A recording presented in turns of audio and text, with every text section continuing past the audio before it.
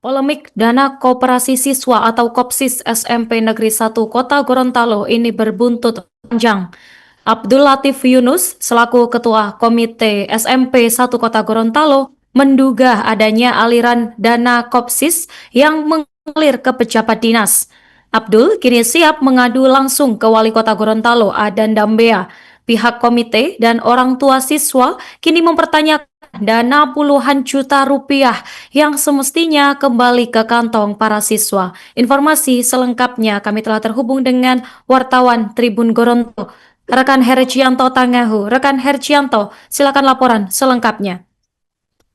Terima kasih rekan Nurma di studio Tribuners dimanapun Anda berada. Dapat kami laporkan dari Provinsi Gorontalo terkait dengan polemik dana koperasi siswa yang terjadi di SMP Negeri 1 Kota Gorontalo.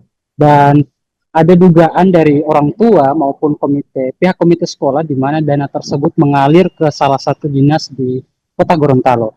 Nah, aroma ketidakberesan ini terendus saat setahun yang lalu ya, pemicunya dana koperasi siswa yang raib entah kemana, hingga membuat ketua komite geram dan beliau siap mengadu langsung ke Wali Kota Gorontalo Adan Dambea.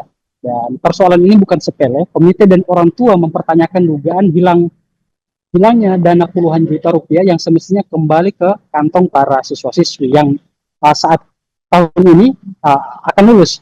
Dan ketua komite sendiri, Abdul Latif Yunus, menyampaikan kekecewaannya saat diwawancarai Tribun Gorontalo. Nah, konflik semakin memanas saat jelang ujian nasional atau ya pelaksanaan ujian nasional ketika komite dan orang tua membahas kebutuhan siswa-siswi.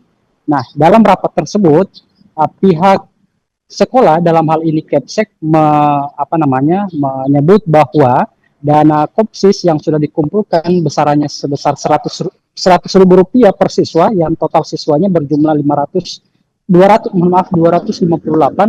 itu 70.000 akan dialokasikan untuk biaya pas foto dan CD para siswa-siswi, sementara 30.000 sisanya itu akan dialokasikan untuk kegiatan perpisahan. Nah, Abdul Latif mengaku bahwa 30.000 dana perpisahan yang totalnya kurang lebih sekitar 7 juta rupiah, 7 juta lebih, itu memang dipersulit saat proses pencairannya. Dan selain itu, ia baru mengetahui bahwa dana yang seharusnya dikembalikan tersebut yang berdasarkan kesepakatan kemarin untuk pembiayaan pas foto dan juga CD, itu ternyata bisa terakomodir dalam bantuan operasional sekolah, dan itu pun dikonfirmasi oleh salah satu orang tua siswa, mantan orang tua siswa, Aan Karim, yang menjelaskan bahwa memang dana BOS itu bisa mengakomodir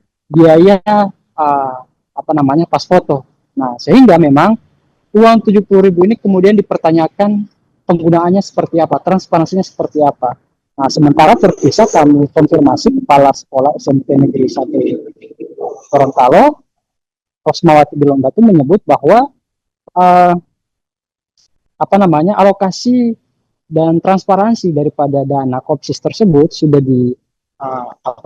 sudah tersampaikan atau sudah diberikan kepada masyarakat, kepada orang tua murid, baik yang 30.000 yang nantinya akan dikembalikan dan 70.000 itu sudah digunakan untuk biaya cetak foto dan juga CD. Memang saat dikonfirmasi, kepala sekolah ini, Ibu Rosmawati ini menjelaskan bahwa memang bantuan operasional sekolah rupanya digunakan untuk biaya kebutuhan CD maupun pas foto bagi siswa-siswi yang tidak membayar atau tidak memberikan simpanan sebesar 100.000. Jadi beliau sampaikan bahwa siswa-siswi yang tidak membayar ini yang kemudian ditanggulangi oleh BOS. Nah, itu yang kemudian jadi pertanyaan oleh komite maupun orang tua. Mengapa justru dana BOS bisa membiayai atau mengakomodir siswa-siswi yang tidak membayar, sementara siswa-siswi yang membayar tetap normal.